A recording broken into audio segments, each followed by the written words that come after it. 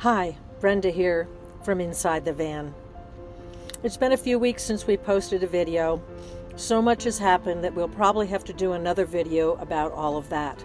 But this video is finally assembled, and it's about our last leg of our journey with our friend Lewis Kemper, who we traveled with through BC and into Alaska from early June until the end of August, early September. We hope you enjoy it. After Jed picked me up in Whitehorse on my return from Europe, we traveled over to Watson Lake and then back to 37 and came down Highway 37, which is known as the Stewart-Cassiar Highway, commonly known as the Cassiar Highway. We passed some really beautiful lakes along the way, but it was very smoky, very hazy, and there were threats of wildfires in the area, so we kind of just kept moving towards Hyder, eventually coming down to Meziadin Junction, where we then took 37A over to Stewart and crossed over back into the United States into Hyder. We stayed in Hyder for 4 days. The first day, before we met up with Lewis, we went up to Salmon Glacier and had an overnight up there and had a great time. And then we came back down and met up with Lewis, and the next 3 days we spent photographing the bears, with another return trip to the Salmon Glacier with Lewis so that he could also see it.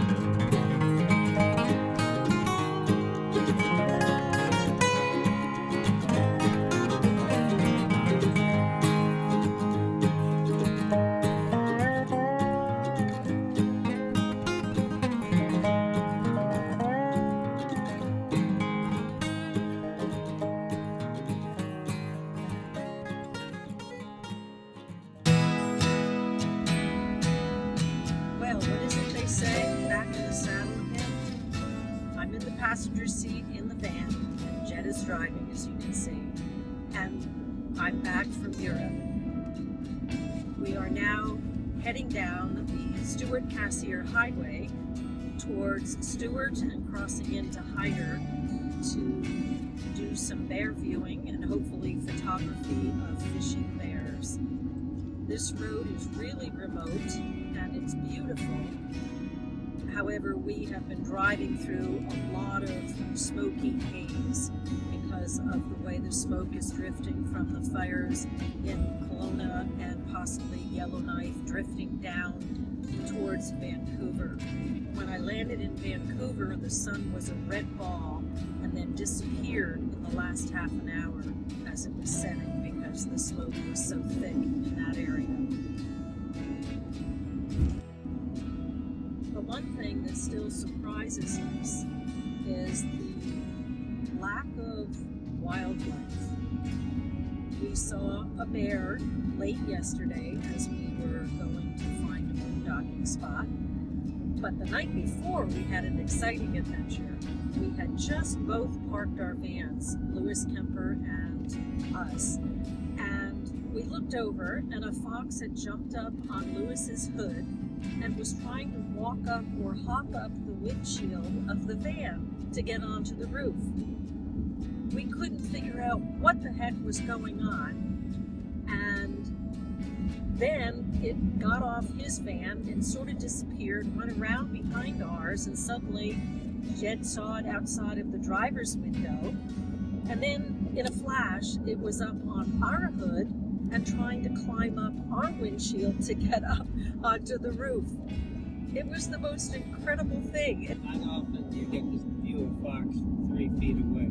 Yeah, it was amazing. And we realized that it might see a little movement because it seemed to react when I moved the phone up into position. But with the reflection on the angle of the windshield, it probably didn't see us, really, or register.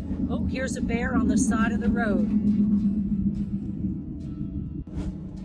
That was fun. Well, that was fun. And we thought we might be able to show you a still shot in this part of the video of a bear, a black bear. But as soon as we slowed down, it turned and made its way into the thicket just enough that we couldn't get a good shot. And we sat and waited and hoped that it might just come back out to the road, but it didn't. It was barely there. That's a good one, Jed.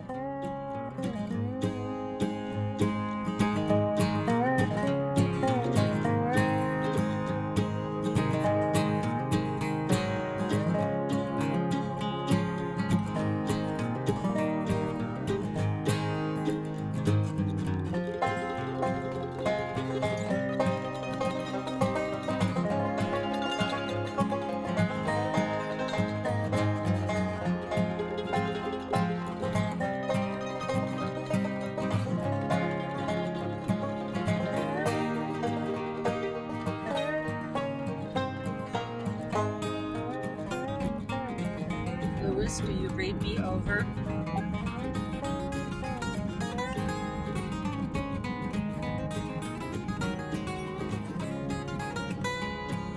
Lewis, do you copy? Over. We've managed to lose our friend Lewis, or he lost us. We're not really sure how this happened, but yesterday morning we threw out a bunch of places that we were going to pin for camping partway down the Cassiar highway, and somehow or other we crossed wires as to where we were actually going to stop and usually check in with each other. And Jed and I went to the 3 places that we had bookmarked on Google Maps, and he wasn't there. We thought he was ahead of us unless he turned off somewhere. And we never could raise him on the radio. We never heard him calling out to us. So we're not exactly sure where that occurred, but thankfully, Lewis has the Garmin InReach, and when he remembered it, he texted us, or sent an email actually, and when we put up Starlink, we were able to get those messages and reply to them. Still, in the replying, somehow there's still confusion. We are still not connected up with Lewis, but we are very hopeful that we will work it out by tonight. And the worst case scenario is we are to meet at 5 p.m. in Hyder tomorrow. We're in Hyder, Alaska, just across from Stewart, Canada. It's a very simple border crossing, and we've come to Hyder, a remote area, because there's a world-class bear viewing spot along the Fish Creek. The fish come up from the ocean through this salmon river, and they spin off into Fish Creek where they like to spawn. And it's a terrific place to photograph brown bears. So we've got a pass for the next 3 days, and we're going to go check them out and see what the bears are doing, and hopefully we'll get some great photos. There are salmon coming in the Salmon River still, and up into Fish Creek it's pretty loaded, so we think we're going to have some really good luck. We didn't do too much in the weeks that we were in Homer and Seward, because there just wasn't a whole lot going on for us, and we didn't have great weather, and so this is really sort of the time for us to pick it all back up again and start videoing the rest of our journey. Tonight's dinner is going to be zucchini, asparagus, and onions and garlic sauteed, and then a little bit of basil pesto sauce, all put together over some pasta. We're going to have a good night's sleep and get ready early in the morning to go see our fishing bears.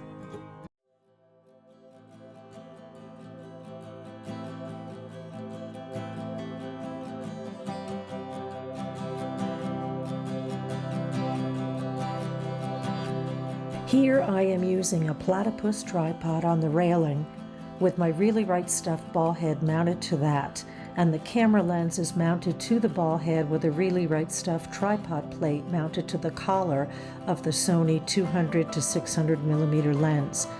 This allowed me to create much smoother video in panning and also gave my arms a break.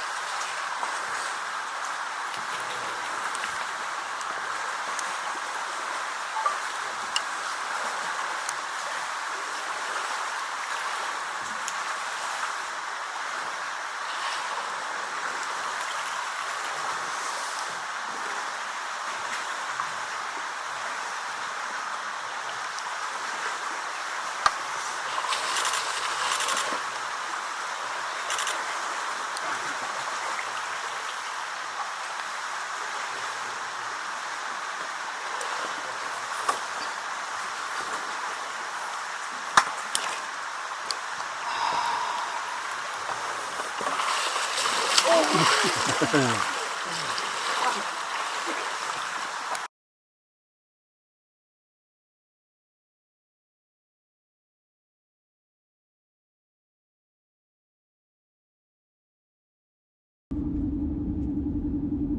we were in Hyder, we also drove up to view Salmon Glacier. And it's a really cool drive, rough dirt road, but when you get up there, you're looking down on the glacier, and that's really unusual unless you've paid for an aerial flight. So it's well worth the drive up there. When we first got up there in the afternoon, it was really smoky from the fires that are all around us, and it was tough to get good pictures. But we decided to camp overnight because we thought in the morning the light angle would be different and we wouldn't have backlit smoke, and we were really excited. But at 5 in the morning when I woke up, I looked out and I turned and said to Jed, it's either completely smoked in or we're in fog. And it was fog, probably smoke mixed in there too, but it was definitely fog. And we hung in there and we did some cool landscapes across the street in this really neat sort of bonsai garden area in the fog. And there's ponds and everything. And we discovered a ptarmigan family, and we photographed the ptarmigans as well. And then at 12:30, we finally said, you know, the fog probably isn't going to clear. So we drove down the road and called it a day, met up with Lewis at that point, and then the next 3 days we had planned to be at the bear viewing.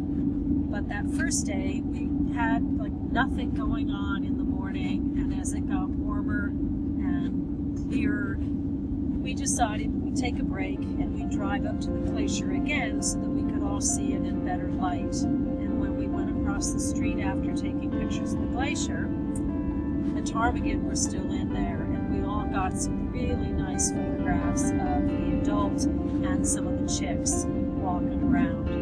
So that was worth it just for that alone. And then we came down, and as we were leaving, Lewis spotted a porcupine. I thought at first it was a merman. oh, that's right, the porcupine. Big porcupine. And by the time I got down there, I saw the tail end of it going up into the brush or the woods. But I did see it, and so that was pretty cool. And then we came down, and I think we went back and stopped at the bears again, but nothing was happening. It just seemed like it was a quiet day all around. So we left and found a really nice camp spot out by the mouth of the river in the tidal flat area of Hyder. And we downloaded and we got our batteries recharged and did a lot of stuff like that because we were getting up super early the next morning. We had a little bit of a confusion when it came to what time it really was, so that was pretty hysterical. And it turns out that the fish viewing site, Which is technically in the United States. which is technically in the United States, correct, was going on Pacific time, but Instead of Alaska time. And Stewart, which is just across the border, is Canada time. And our phones kept switching between the two. And Jen and I both have manual watches that we can set. And then, so we thought, okay, we'll be good that way. We'll set it to what we thought was Alaska versus Canada time. And we got to the bear viewing an hour later. We couldn't figure out when we got there at opening why there were 30 people already on the platform. Well, it turns out that they are on a different time zone altogether. So it was pretty funny. And our alarms, we figured that, okay, we're going to set a timer instead of an alarm. So we set the timer for so many hours, and it went off an hour earlier than we thought it was supposed to. So nobody could figure this out. And Lewis had some issues, and at one point he sticks his head out of his van and he yells to Jen, "What time is it?" So he got up at what he thought was the right time, and somehow he lost an hour that he can't figure out what he was doing, but it was suddenly time to go, and he had just been up a short time, he thought. So there was something very strange going on in Hyder. We don't know exactly what was happening, but they were messing with our heads and our clocks.